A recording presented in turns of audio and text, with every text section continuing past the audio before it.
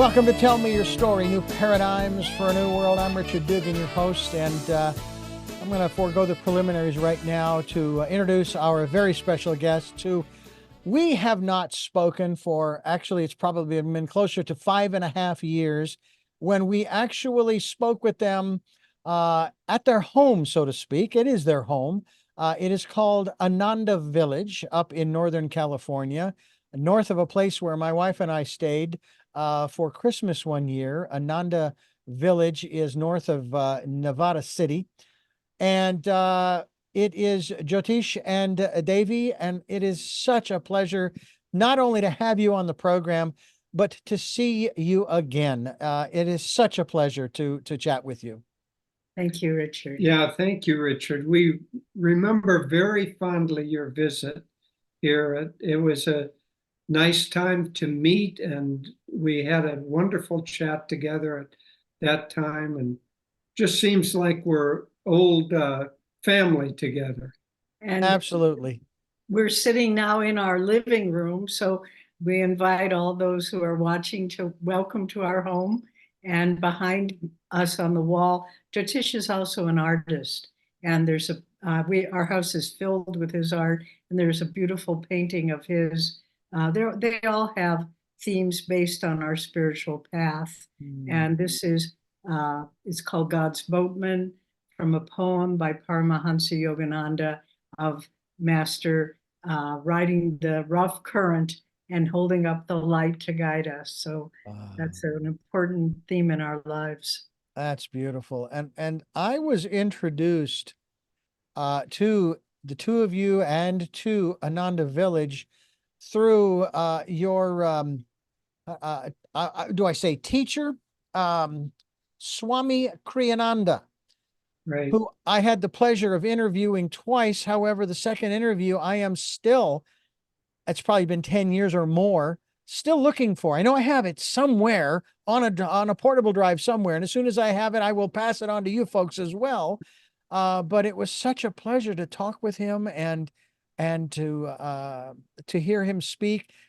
And his was actually, shall we say, the third branch of the tree that I came in contact with in regards to the teachings of Paramhansa Yogananda, whose book, autobiography of, is my metaphysical primer that I read at the age of 17. I'm now 64, so it's been a little while. And I was obviously saddened when I did find out that he had passed, but at the same time was also happy that I had at least had the opportunity to meet him, even if it was at that time on the phone, and converse with him. So I know that his teachings even go back to, obviously, the writings of Paramahansa, which actually go back to, and correct me if I'm wrong, they don't actually go back to Hinduism per se, but that part of the world in India, which is where Paramahansa came from, and many of the teachers, the yogis, the avatars, and so forth, the lineage, if you will, that you are all connected with, correct? That's correct. You know, the ancient teachings of India go back thousands of years. And what we have basically starts with the Vedas, which are great Indian scriptures. And there's a whole huge body of Indian scripture. And then from that is born Hinduism, but also one can say associated to Hinduism is the art and science of yoga, which is the various techniques and practices by which one can achieve unity with God. Yoga means union or unity. And so the great book of Yogananda's was Autobiography of a Yogi. So his tradition is a part of Hinduism, one might say, but it isn't much of a religion as it is a kind of a science. And I like the title of your program, New Paradigms, because that's what Yogananda brought. He came to the West, sent by his guru in 1920, and he really presented the teachings of yoga, meditation, philosophy, in a new way so that the modern Westerners could understand them, and that it was not about just going off to the Himalayas, living in a cave or something like that, but it was about uplifting your consciousness and changing the way you perceive your daily life, just as it is, having more joy, more energy, more understanding of the purpose of life. So it really is a new paradigm. Well, and of course, I've often used the phrase that we are looking for those new ways of living because the old ways don't work. All you have to do is look around. It's Yeah. quite evident. And I'm hearing more and more about complaints by those who are desperately holding on to those old ways of doing things, whether it's religion, whether it's economics, education, politics. And if it's anything other than the way it's always been, it's labeled with derogatory references to that's socialism, that's communism, that's fascism, that's this, that, and the other thing. And I'm going, no, it's not. We're tired of the old ways because they're not equitable. They are not equitable. And from what I recall reading, and it's been a few months, probably a year or so since I've actually dove into autobiography, but I've read it, I don't know, maybe 100 times over the last 45 years or more. That because we are so materialistically programmed, is what I'm going to say, in our society, yes, of course, any change is going to be deemed as evil. I hear many religious people, not spiritual people, but religious people who bemoan what's happening, for example, in our country with a lot of the different issues that they will bring up. And then because I was born and raised Catholic and I worked for a Christian radio station, and I heard references to all of the prophecies from both the Old and New Testament. And I sit there going, you moan and bemoan what's happening in our country as if it's a surprise to you. And yet you're the ones who keep bringing up the prophecies. So is there anything I can do to help speed things up so we can move on to a new story? Because this story, I'm bored to tears with this story. And I honestly do believe that the writings of Paramahansa and the writings, if you will, from the sources that you just made reference to, going back thousands of years, even though they go back thousands of years, it's still new and it's equitable for everybody. And we're not asking anybody to give up anything, add to, right? That's right, absolutely. The more we can get to our own center, and that's on many levels. It's our own sense of self-worth, our own sense of who we are spiritually. I mean, we teach meditation, have for a long time. While it's a tool, basically the process is getting centered and getting calm. And when you get into your own center, you're strong and you're flexible. The farther out you spread, the more fragile you become, the more dependent on things outside of yourself, which you can't control. And concomitantly, the more fearful you become.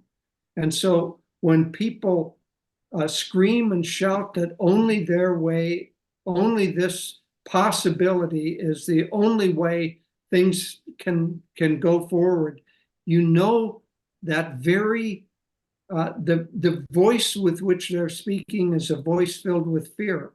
And the more you get inside of yourself, that fear dissipates, it eventually disappears. Yogananda said we should be able to live amidst the crash of breaking worlds and not be affected by it. But that's certainly not obvious in today's society. No, and it's unfortunate too. I mean, I could quote that only slightly differently.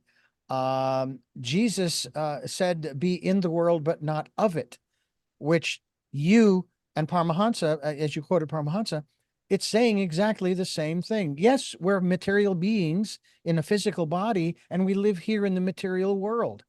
Not speaking to materialism, because nature is also in this material world.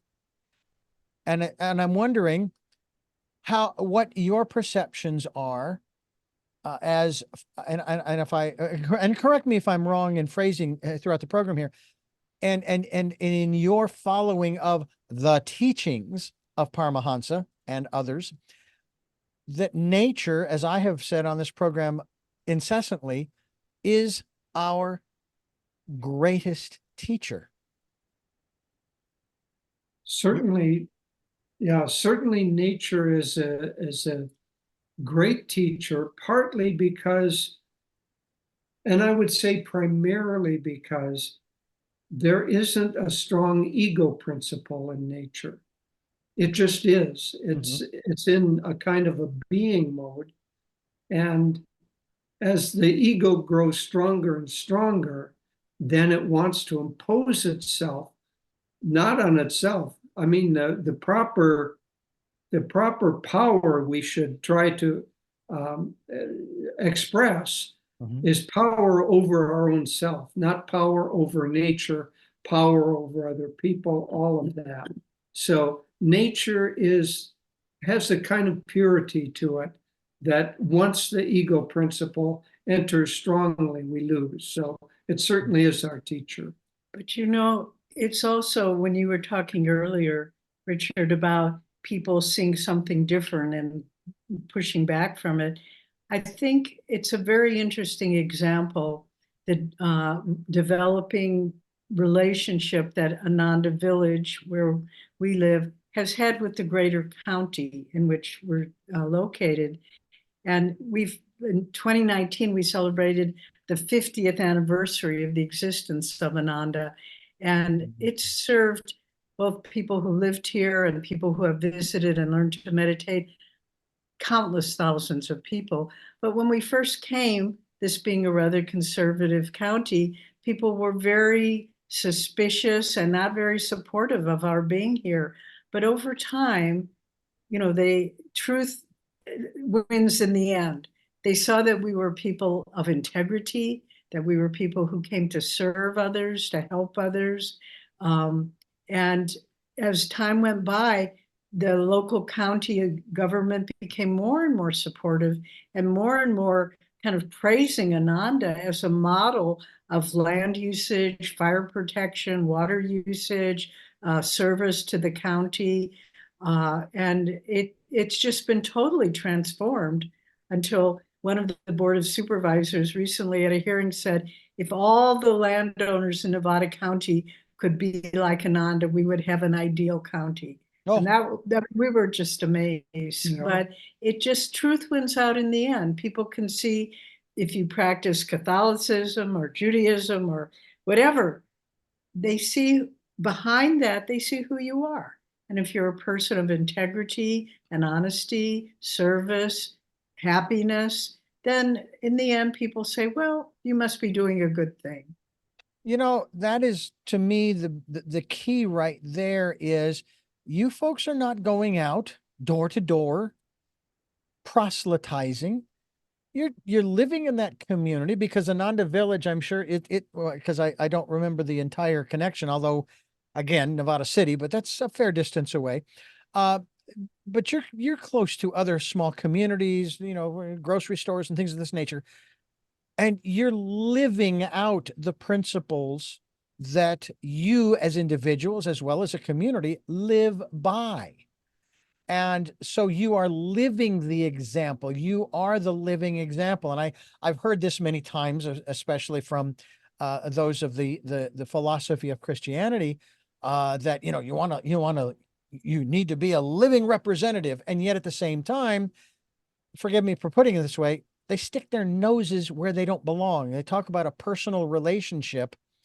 And it's like, okay, if it's a personal relationship, it's between two, me and my creator. Not between me, you, and my creator. What business is it of yours? And this would apply to any philosophy that has to go around and try to convince others to follow the teachings that they follow. And you folks don't, am I correct? You don't do that. You don't go out and do what you do. And it doesn't matter whether you're the largest or the second or the third or the fourth largest philosophy on the globe. You are who you are. You are what you are. And you're here to share that with people who are, and the example you just gave in your community, you've shared that with the community that now responds with, wow, they're great people. Let's let them stay right where they are. Yeah. Yeah, every year we plant thousands and thousands of tulips. 20,000. 20,000 this year. And it's been there was a time where we just wanted to be open with people. So we took out ads in the newspaper, come out and see the community. Have an open house. Have an open house. We'll explain who we are. 100 people, 200 people might have come out. We started planting tulips. And this year, 20,000 people visited during the month of April and May. But Wow. they come, they see beauty, they see animals that are calm and happy, deer wandering around, wild turkeys, beautiful landscape, friendly people. And now then they want to know what's behind all of that.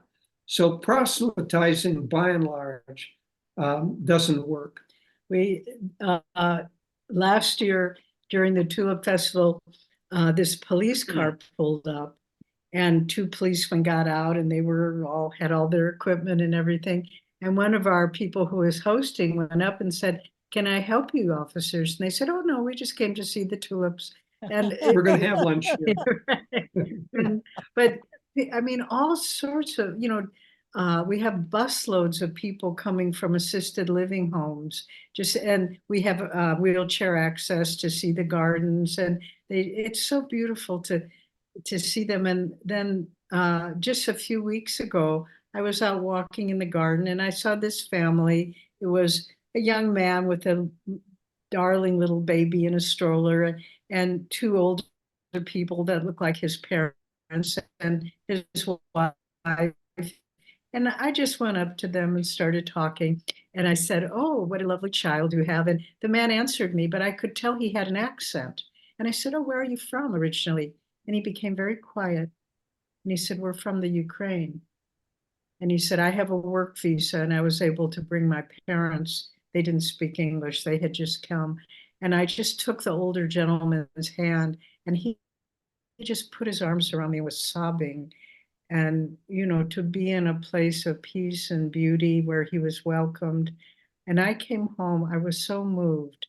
And I just thought, to bring a little bit of peace and beauty into these people's lives who have suffered so much, it was worth the whole tulip season. Yeah, human kindness doesn't have a religion, doesn't have a nation, doesn't have a race or a gender. It just is. Mm-hmm. That's a beautiful story. I love that. And it's been quite a while since my wife and I were up there when we were taking a Christmas holiday there in Nevada City. And it's certainly a bit on the much cooler side. Not that it's bad down here in Santa Barbara area. It's still beautiful weather that we have here, but it's certainly cooler up in that area. I'm sure that you folks must have gotten some snow there at Ananda Village over these last couple of years with the rain that we've gotten, and we even had snow up on the hill where we live. It's only 2,300 feet, so that was exciting. Yeah, a couple of years ago when the big storms came, we had a lot of snow here. Yeah, several feet, but everyone enjoyed it because they could just stay home and be quiet. Such a beautiful thing. There's a woman I interviewed, and I was just looking at the timestamps on some of the files.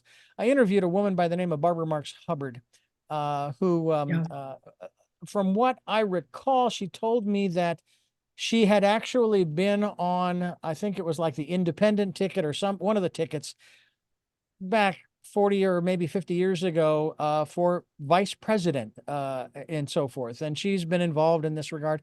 And we were chatting about what's going on in the world at that time, not necessarily specific things, but just that, there's always seems to be a little turmoil here and there and everywhere. And she said that we are going through what she referred to as the birth pangs. Now, I have no points of reference with that myself, but she said that, and she never gave a timetable either, which I really wish that I had pressed her on that one. How much longer? Because the birth pangs have been going on for quite a while. But then again, the creator's time is the creator's time, and we are still about doing the work and the business that we are doing here on the creator's behalf. And she said that when it's like the woman goes through the labor and that process of delivering the child, and then once the child is delivered, the pain goes away, the struggle and all of that goes away. And now you, so to speak, I guess maybe I use the word languish. You languish in the love that you now have for this one who has now finally, quote unquote, arrived. It's always been here, just been growing in the woman, but now is now out in the open and exposed to not only the elements, but to the people, to the love. And now we celebrate that and so forth. And so we're all looking for the celebration. And I'm certainly not going to ask you folks if you have any insights as to how long it'll be before that celebration. But I think that maybe you folks are doing this through a lot of the work that you're doing there at Ananda Village, in particular, through blogs that you do year after year that are then compiled into books. And one of the reasons we have you on the program is to talk about the latest release and the subject matter of that book, which I have been astounded by the way the universe puts together these programs. And the key word here that we've talked about over the last few months on this program with different guests is wisdom. And you folks have a new book out called The Touch of Divine Wisdom. Share with us how that all came about, and also how people can get a copy. Okay, happy to do so, Richard. First of all, Devi and I write a weekly blog, and we started doing that in 2013. And so it's been 11 years now. And the blog is called A Touch of Light. Yeah, A Touch of Light. Mm-hmm. And what happened is they started compiling first every 2 years the blogs and creating a book, because we got so many requests asking for a book because people would read a blog.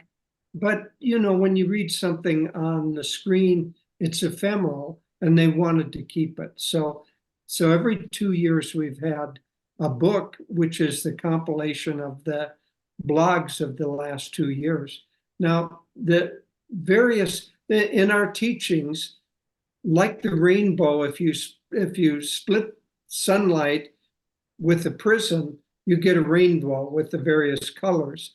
One of the teachings of the Vedas is that God manifests basically in eight vibrations, one might say, one of which is wisdom, but another is joy and light. So the books were a touch of light, a touch of joy, a touch of love, peace. A touch of peace, and a touch of divine wisdom. And so wisdom is the latest one. But each of these, if we could get in touch with the true vibration of love, all these problems, we could start our celebration. If we could get in touch with the true vibration of wisdom, the whole planet could start the celebration. Well, so when will the celebration come? When people start acting properly. But we can also say, what is wisdom? You said you've been discussing it. Mm-hmm. And it's not, we think kind of off the top of our head, we think of wisdom as intellectuality or training or how much you know or how savvy you are in the computer. But wisdom is really none of those things. Wisdom is the ability to perceive truth And that comes from interiorizing our awareness through meditation, through prayer, through, it's not exclusive to yoga. Every religion, every single religion has a mystical branch where they talk about inner prayer. And some friends of ours were just visiting Italy, and they visited the area where the great Catholic Saint Padre Pio lived. And he was a great mystic. He had great wisdom. There's a wonderful story that once this kind of corrupt politician wanted to get his picture taken with Padre Pio to further his campaign. And so he drove up to San Giovanni Rotondo, where Padre Pio lived. He died, I believe, in the 1950s. And so this cavalcade pulled up with police escort and limousine, and this man, this corrupt Italian politician, got out to take his picture with Padre Pio, and Padre Pio simply said, "In my day, the police chased the crooks; they didn't lead them." And he just walked away. He just walked away. But that's wisdom is the ability to see truth. Yeah. And it's got nothing to do with mental ability. A totally illiterate person can have great wisdom. Mhm. It's got nothing to do with intellectuality. It's the depth of understanding. And so what we're talking about in each of our books, as we mentioned, they each have a different theme based on the blogs, but wisdom is trying to help people to, a touch of divine wisdom is trying to help people to gain a deeper perspective on life because it's such a confusing time. People don't know where to look for truth. They don't know where to find it. And the actual reality is that where you find truth is within yourself, and not looking for it anywhere outside of yourself. But enlightened teachers can help you along the way. This book, it can be purchased through our publishing house, crystalclarity.org or .com, I suppose. .com. Yeah, crystalclarity, all one word, .com. And also there is an audio book of us reading these, which people seem to enjoy even more than the blogs, reading them. So that's available through Amazon as an audiobook. Yeah, all of these books are also available On through Amazon. Yeah. Very, very cool. And I Fred, actually both. have one of them, and I'm not sure off the top of my head which one it is. Might have been the first one that came out, and I have it on my phone, the Audible version thereof. Good for you. Yeah, people tell us they listen to those all the time. Yeah. And in the books, Ananda also has communities in Italy, outside of Assisi, where people from all over Europe come. We have a growing work in India, where we go there every year. We'll be going again in September for several months.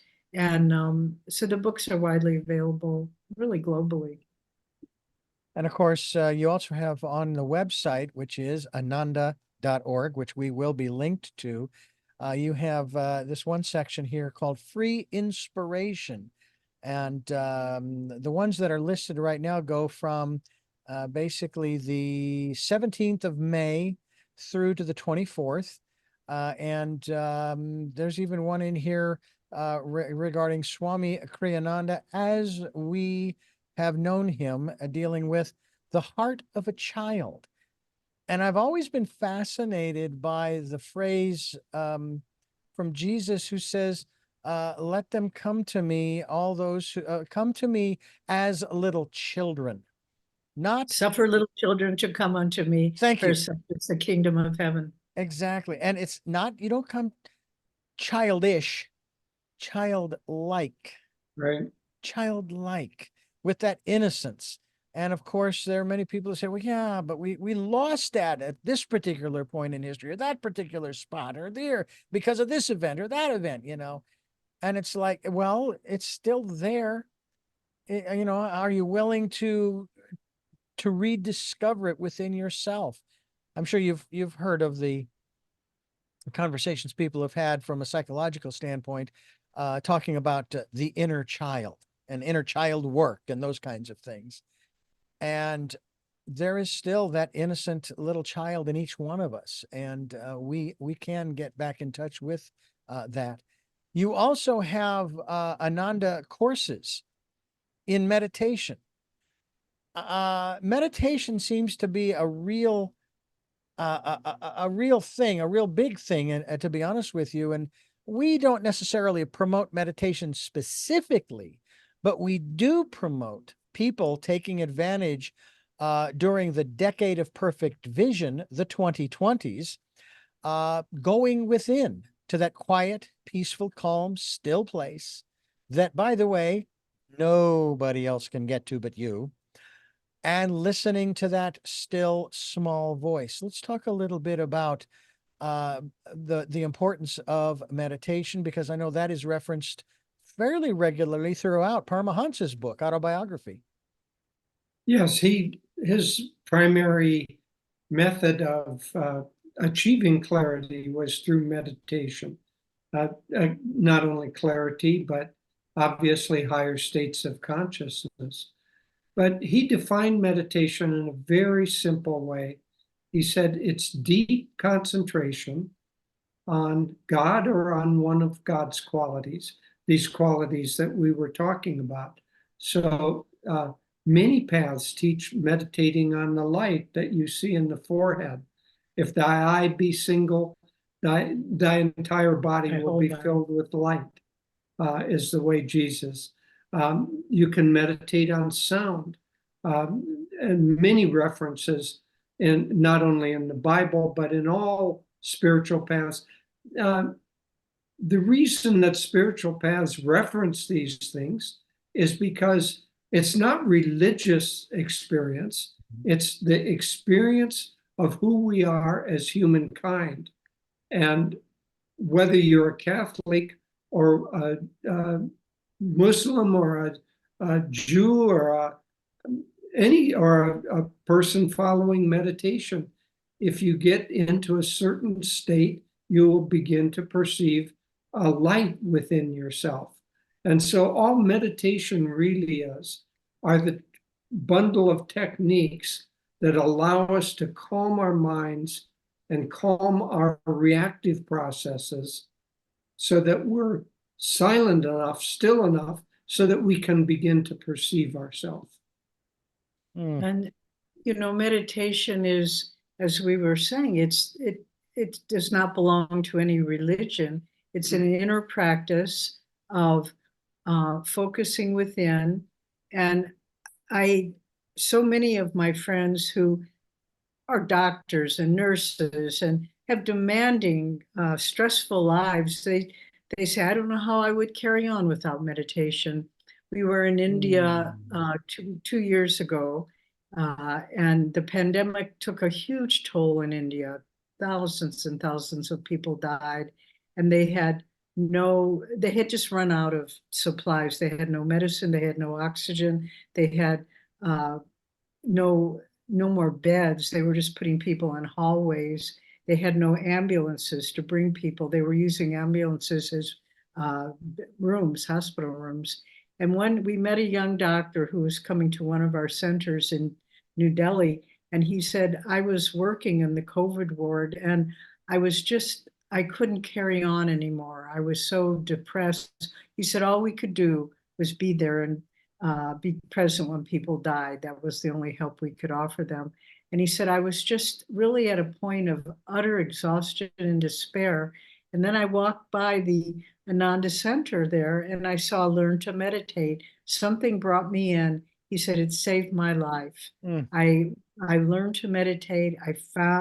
I discovered how to renew, recharge myself within, how to be able to give no matter what the demands, the impossible demands that were placed on me. And he said, without meditation, I don't know if I could have carried on. That's one example. We could give you hundreds of such examples. So it isn't about escaping from the world. People mistakenly think that. It's about being able to be present fully on a higher level in the world. Well, we're all looking for, I don't want to say escapes, but we're all looking for ways to make it through the challenging times. That's the word I like to use, challenging times.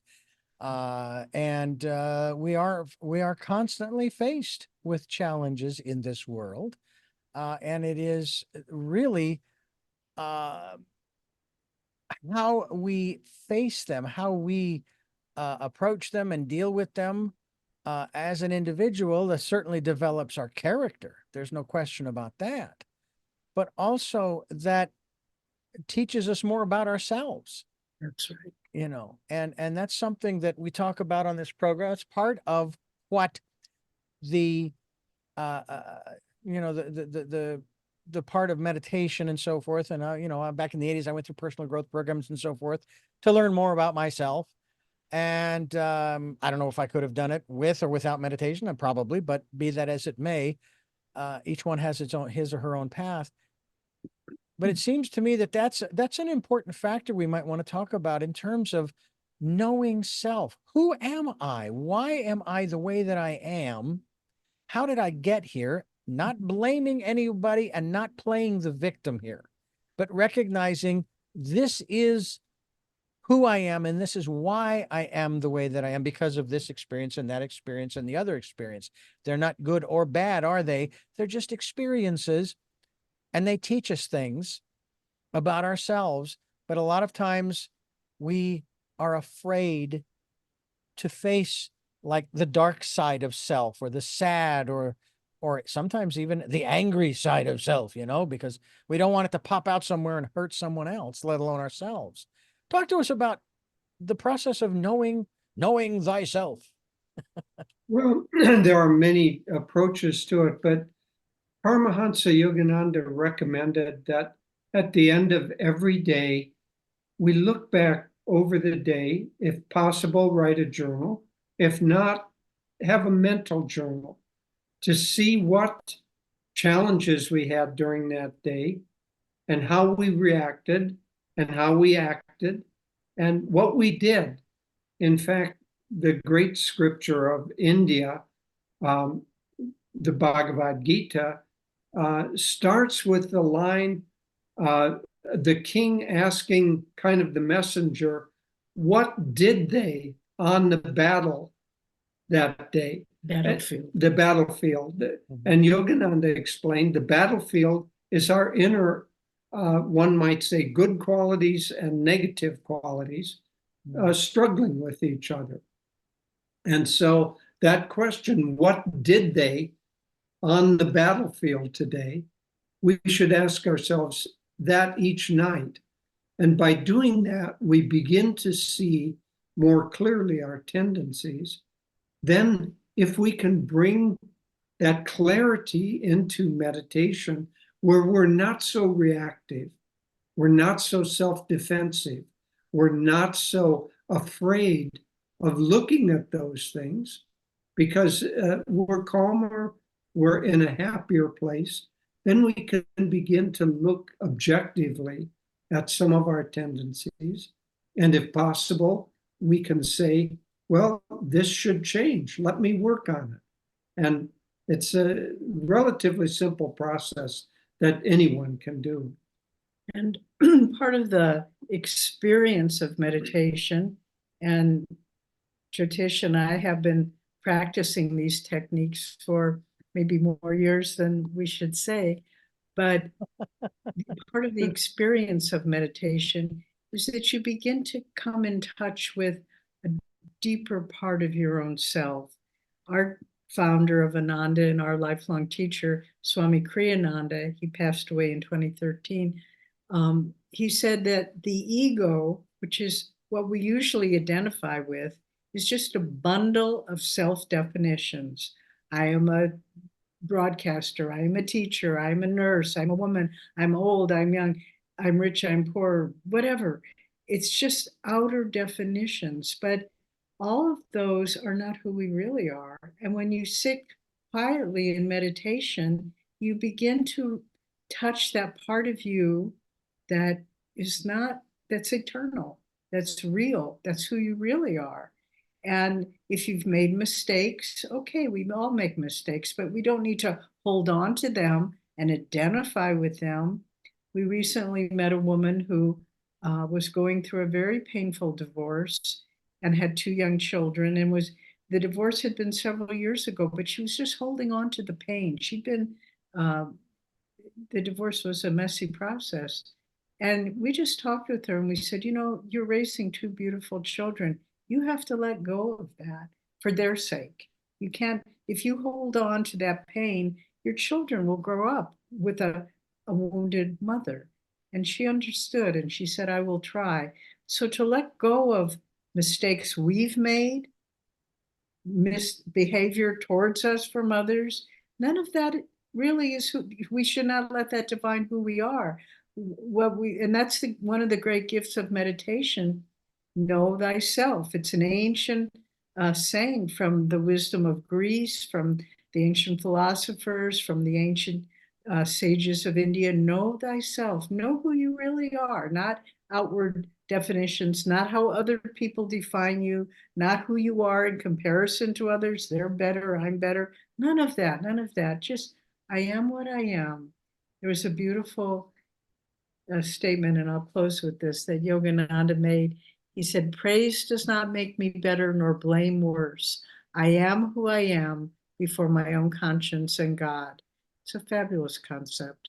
It truly is. We are speaking with Jyotish and Devi from Ananda Village in Northern California. And we're talking, of course, about the latest work that is, in essence, a compilation, if you will, of their blog, Touch of Light.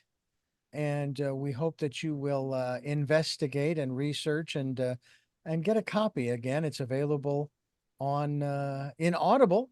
So I would venture, is it one that is available through the Amazon Audible program, or is it through Correct. Ananda Yes, Village? it is. Yeah.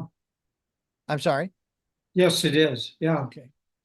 And I'm actually going to, what I noticed as I've been scrolling through your library here, it is amazing the number of books that are available, both by Paramhansa and Swami Kriyananda, as well as yourselves and others. Touch of Love is one of the books that's available, along with the one we're talking about today, Touch of Divine Wisdom. And we certainly hope that you will go to the website, anandavillage.com. Just Ananda, Ananda.org. I beg your pardon, ananda.org, not .com, .org, nonprofit. Get it straight there, young man. Kriyananda, in addition to another book that's available, obviously, Autobiography of a Yogi on the website. He wrote his, I don't know if you would call it a memoir, because I remember when I first found out and was introduced to him through the PR firm, what have you, however it came about, that he was while he was alive, he was the last remaining teaching disciple of Paramhansa Yogananda. And he wrote his, I guess you could say, companion volume to Autobiography, but coming from his perspective as a disciple, as a devotee. Is that right? Yes, it's a book called The New Path. And, he pointed out with Yogananda, the autobiography of a yogi, Yogananda presents a world there essentially as seen through his eyes, but he doesn't talk very much about himself. And so what Swami Kriyananda wanted to do was show the qualities of Yogananda, what it was like to live with him, what it was like to be in the presence of somebody who was in the highest state of consciousness, samadhi, all the time. And so Swami Kriyananda, the first section of the book is kind of his story of growing up and coming to be with Yogananda. But the central part of the book is about the 3.5 years that he spent in close association and close contact with Yogananda. It's a marvelous book. And for anybody who's enjoyed reading autobiography, Richard, you said you've read it numerous times. I think a lot of people know this, but Steve Jobs, the founder of Apple, it was the only book he had on his e-reader, and he read it every year. And at Yeah. his funeral, he died early of cancer. He gave out a copy of the autobiography to the 500 people who attended.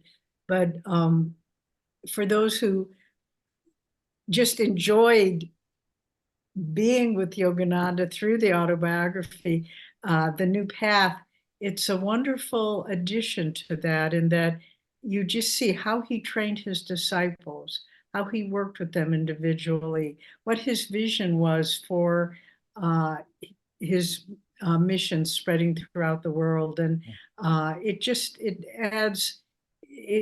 gives you a lot of insight into because Yogananda, once he comes to America, in autobiography, he hardly talks about it at all. But he spent, the last 32 years of his life here. And so Swami Kriyananda really fleshes that out and helps us understand the greatness of his mission, Yogananda's mission to the West. That book, The New Path, is available on Amazon and also in audio. Swami Kriyananda had a marvelous voice, and to hear him read it, you get even more of the innuendos and the subtleties of the experience of living with the great master. There's hardly any book like it available. Extraordinary. I must tell you that it's been 8 years since we have shared a conversation like this.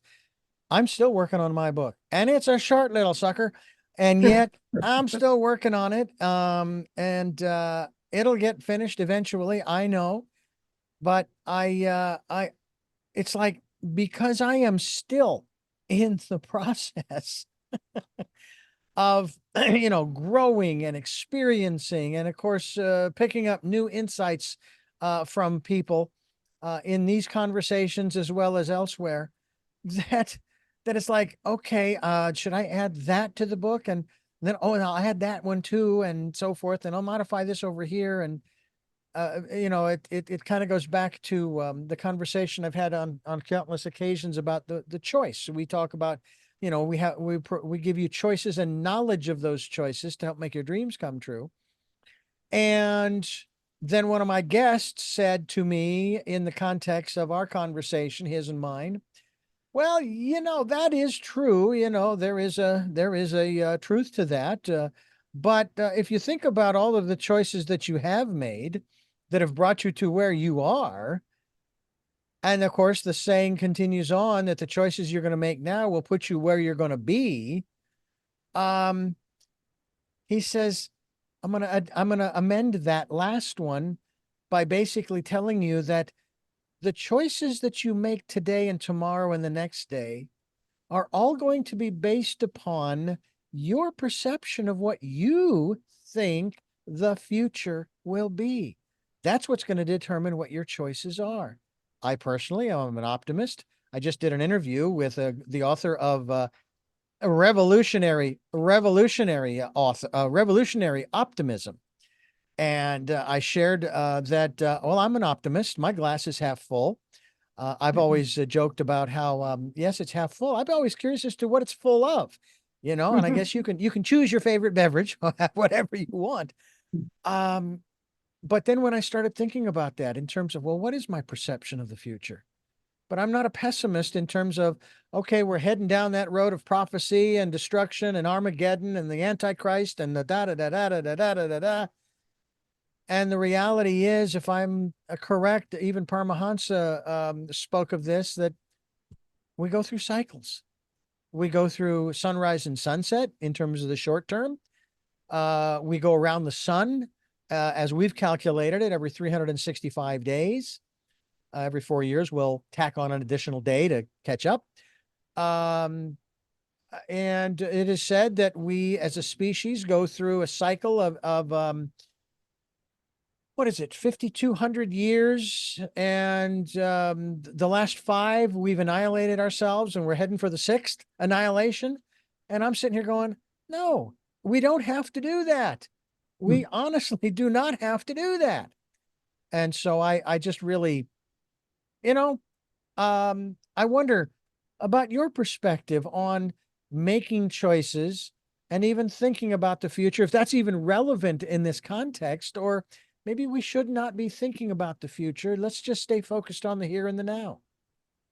Well, Richard, if you're interested in delving deeper, Yogananda's guru talked, Sri Yukteswar is his name, Yes. talked about how there is a great cycle of 26,000 years. That's the one. Yes. 25,000, 24,000 years, where there's a descending cycle for 12,000 years and then an ascending cycle.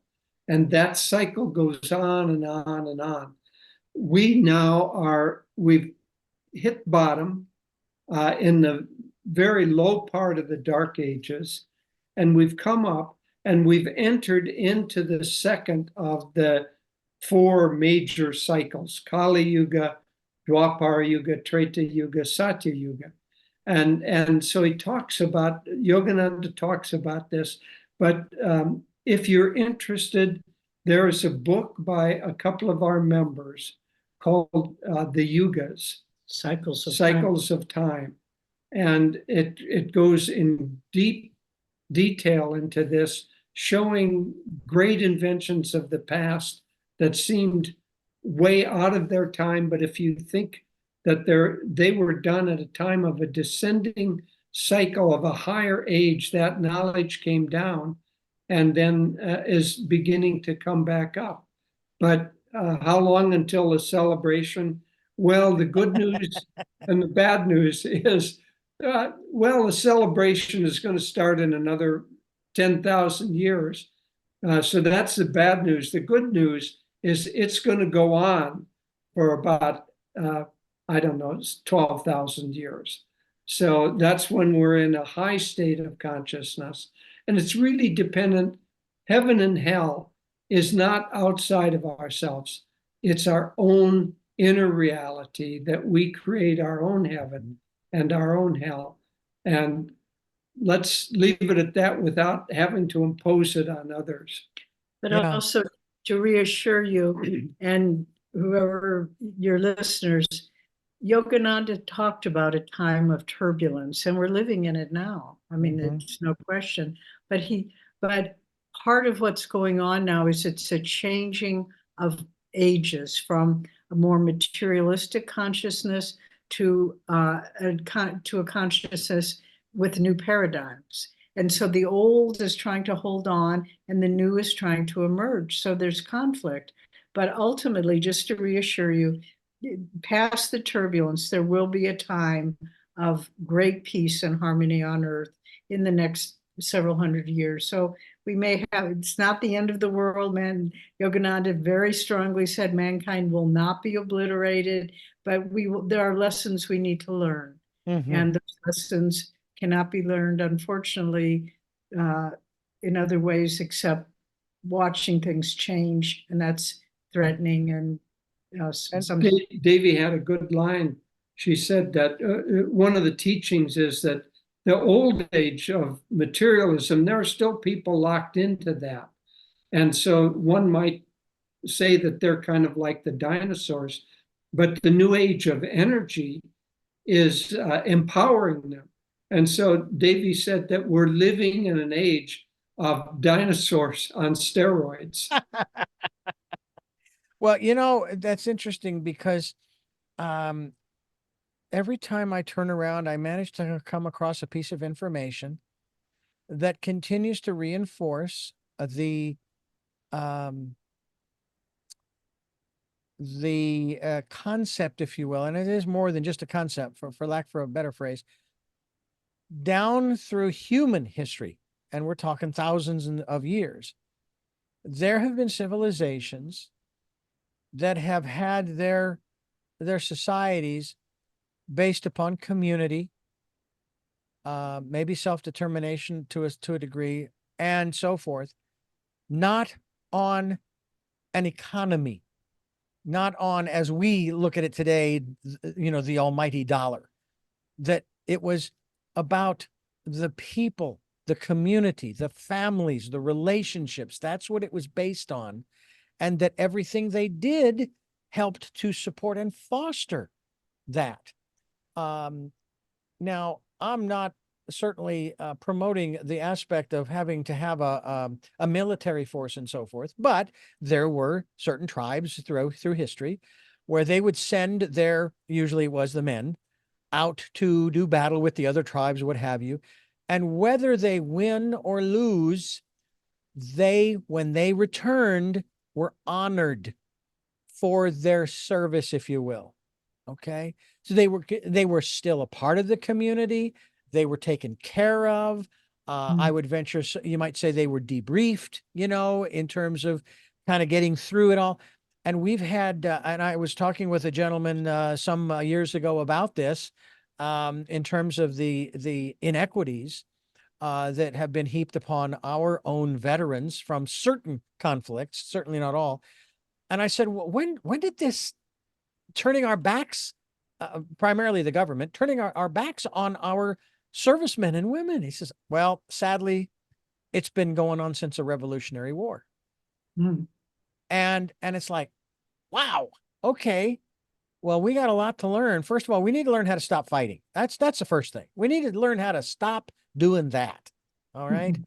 And then once we've learned how to stop doing that, we need to start taking care of. There's an issue here, for example, here on the South Coast, dealing, the whole issue. There's the issue of homelessness and people can't afford their rent and this and that and the other thing, and there are people in business who they don't want rent control. They don't want to support affordable housing because there's no way that they're going to be able to sustain the building at the dollar amounts and so forth. And on and on and on, all about the money, all about the dollar, all about the numbers. And the first thought that ran through my head when I started hearing this was, wait a minute, where's the human factor in all this? Why are you talking about this? Where's your humanity? And of course they'll argue, well, but if we don't, press this issue, then, we're not going to have the buildings and the banks will foreclose and that. And then of course, this whole thing they go into, and it's like, I don't care. Ananda has had two guiding principles. One is people are more important than things. And the second one is from an Indian saying, translated into English, where there is adherence. That's how we've developed this community and how we've taken care of all of our members, whatever they're going through, aging populations, whatever it might be, but always looking for how to honor the human. People are more important than things. Yeah. And if we live rightly, in the end, we will find success in what we're striving to accomplish. And I think the challenge before most people today is that they don't know what right action is. They don't know what to believe in.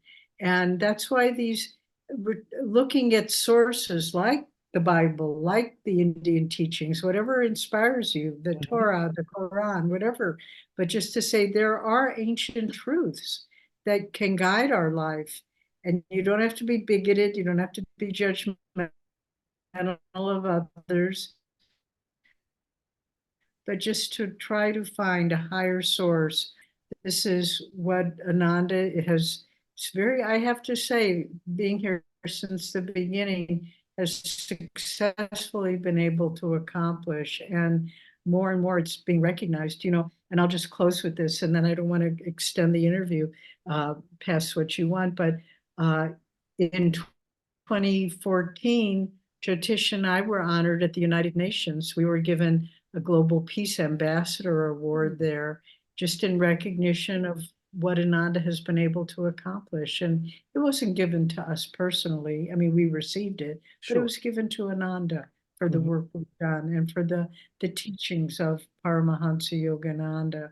So I just in closing, we really encourage your listeners, find what's meaningful to you and live it to the best of your ability.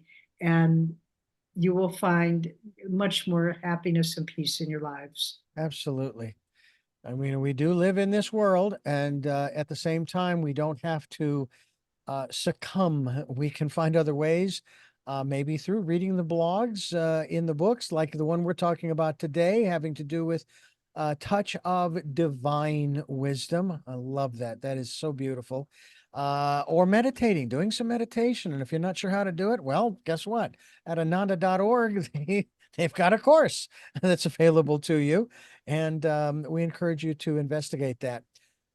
I want to thank the two of you, Jyotish and Devi, for being with us here on the program. I have to tell you that we're going to make an effort in the coming year to get up to where you are. We'll do another interview, and hopefully we will be able to stay for a few days in the area and just take in that spirit, if you will, that pervades in Ananda Village. I am just curious. I'm just asking, the way that you've described it and the way that I and my wife Amrita experienced it when we were there, my God, 8 years ago. Wow. What are some of the things that you don't have in Ananda Village that we would find in pretty much any other metropolitan area? And the reason I bring that up is, do you have any kind of first responders, but more in terms of law enforcement at Ananda Village? Or are people living there, living at a higher, shall we say, consciousness level, where they understand what their responsibilities are living in a community such as Ananda Village? Well, first of all, what we don't have is we don't have crime. There hasn't been any crime at all by residents of Ananda Village. Now, because we're an open community, obviously we have people who come and take advantage of that. We do have security force unarmed, but if they see a stranger or somebody acting oddly, they'll ask him what's going on, him or her. But we don't have drugs and we don't have alcohol. And in our community, because it's based on trying to achieve higher levels of consciousness, those two elements especially tend to draw the mind down. They also are the cause of so much crime and so much difficulty, anger, violence, all of that. So what we do have is we have friendship, support, caring about each other in an active way. We have a whole compassionate care ministry that works with people who are going all the way from running through a rough patch to headed toward death. But we try to put our principles into action. When you do that in a society, it produces a beautiful society without a great deal of the problems that plague the society that we live in, that is not trying to put high principles into practice. Well, you folks have a beautiful spot on planet Earth. It's absolutely fantastic. And my wife and I look forward to visiting you once again. Before we wrap things up here, however, the last time we were together, which was 8 years ago, I asked you 3 questions at the end of the interview, and they've changed. They've been modified and so on and so forth. So I'm going to dive into those. But first, I want to thank you for listening to and watching Tell Me Your Story, New Paradigms for a New World. We're giving you choices and knowledge of those choices to help make your dreams come true. We are here on Sundays at 7 a.m. and 7 p.m., Monday mornings at 1 a.m., Wednesdays at 9 a.m. for our special edition of Tell Me Your Story. We podcast at SoundCloud, iTunes, TuneIn Radio, Spotify, Stitcher, Player FM, Blueberry, iHeartRadio, Amazon Music, and many other locations. We're also on YouTube where you can watch these interviews, and you can, I have to say, you can gaze upon the beautiful, not only the beautiful faces of Jyotish and Devi, but also their cobalt blue tunics, if you will. It's just a fantastic color. It's just so vibrant, and it's like, it must give you a great energy, if you will, every time you don this color. It's just magnificent. We want to let you know that if you could support the work that we are doing financially, we would be gratefully appreciative of that. We have a PayPal account. It's there for your security as well as ours. And when you go there, folks, there's an email address they're going to want to whom you're sending. Well, that'd be richard@richarddugan.com. That's richard@richarddugan.com. And take some time. You can call it whatever you want, prayer, meditation, going within and listening to that still small voice during the decade of perfect vision. With all of that said, we're going to start with you, Jyotish, and ask, who is Jyotish? I would say primarily a soul that's searching for truth and higher consciousness. And I'm trying to get rid of a lot of exterior self-definitions. And who is Devi? Devi is a little child of God that wants to find God's presence more and more all around her and within her. When Devi was a little girl, I asked her what she wanted to be when she grew up. She said, happy. Okay, well, I'm going to tie that one on there and say, Devi, are you happy? I'm very happy. Excellent. So my second question, the two of you, we'll start with you, Devi. What gets you up in the morning? The joy of being able to serve others, to be able to be helpful to others, to feel God's presence, and to be able to carry on what my guru has given me to do. And Jyotish, what gets you up in the morning? Well, we have a beautiful lifestyle here, and we have beautiful practices. And even after practicing meditation for more than 57 years, I'm still eager to get into the meditation room and get going. Working to, one might say, chip away everything that doesn't look like an elephant. All right. And my final question, Jyotish, to you is, what was your best day? Wow, that is tough because there are so many best days.